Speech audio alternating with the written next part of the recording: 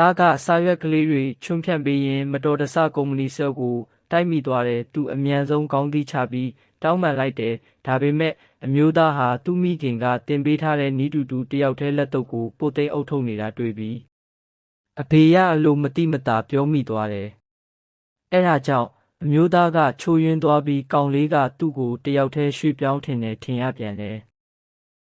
အဲ့ဒီချိန်မှာပဲကောင်လေးမှန်ပြေးဝင်လာပြီးချက်ချင်းမှန်တစ်စရမခင်ကသူတီးကပ်ခွဲခဲ့တဲ့ယောက်ျားလေးဟောင်းဖြစ်တဲ့သူမျက်နှာကိုတွေ့တာနဲ့ခြေရာထဲကခုန်ငိမ်သွားတယ်။သူမကလည်းသူ့နာမည်ကိုမကြာခဏခေါ်မှတ်မိသွားတယ်။9 နှစ်ကတခါတုန်းကအမျိုးသားကသူမကိုချစ်လို့သူ့မိသားစုကတိမ်များစွာသောဤတွေကိုဆွန့်လွတ်ခဲ့တယ်။တို့နှစ်ယောက်တတ်နိုင်တယ်လို့ရှင်လန်းပျော်ရွှင်တဲ့စင်းရဲတန်ကေတဘဝကိုရှင်ခဲ့ကြတယ်။ဒါပေမဲ့မကြာခဏအမျိုးသားကအုံနောက်ကင်ဆာခံမှန်းထားတဲ့ယောဂကိုယောဂရှာဖွေတွေ့ရှိခဲ့တယ်။သူမကအခုထိမနေနိုင်တယ်လို့ကြိုးကြွသွားပြီးငါမင်းဘက်မှာမင်းနေရင်နေပေးမယ်လို့ကတိပေးပြီးမထီးကပ်လုပ်ပေးခဲ့တယ်။ဒါပေမဲ့ခွဲစိတ်ခန်းတကားပိတ်သွားချိန်မှာသူမကခံနိုင်လို့မရှိတော့ဘဲမြေကြီးပေါ်မှာချိုးလဲကျသွားတယ်။အကြောင်းကတော့သူမကအမျိုးသားရဲ့မိခင်နဲ့တတပင်စာချုပ်ချုပ်ထားပြီးသူမသွားမှသာခွဲစိတ်ကူတာရေးစရိတ်ကိုမိခင်ကဖြည့်ပေးမယ်လို့ဆိုခြင်းသာ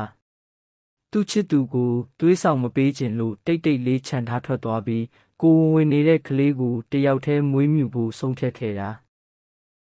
သူမပြန်သွားတဲ့အချိန်မှာပဲအမျိုးသားရဲ့မိခင်ကချမ်းသာမရတယောက်ကိုချက်ချင်းမိတ်ဆက်ပေးလိုက်တယ်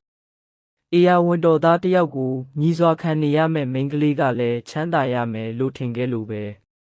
ခွဲစိတ်တော်တာတော့ရန်ရှင်းပြီးအောင်မြင်ခဲ့ပေမဲ့အမျိုးသားဟာအဖာထိမ့်သိမ့်နိုင်စွမ်းကိုအဆုံးဆုံးရှုံးသွားတယ်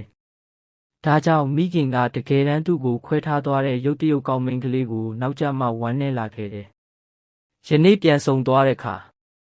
မိန်းမကသူ့မျက်လုံးကိုကြည့်မယ်ဆိုတာနဲ့မရဲတော့ဘူးသားကိုချက်ချင်းဖမ်းပြီးထွက်သွားကြိုးစားတယ်။ဒါပေမဲ့ကောင်လေးကအမျိုးသားကိုမထိမခါကြော်ပြီးအဘေရဆိုလို့အမျိုးသားကလည်းမိမိမှာမောင်မယားမရှိဘူး။ကလေးမဖြစ်နိုင်ဘူး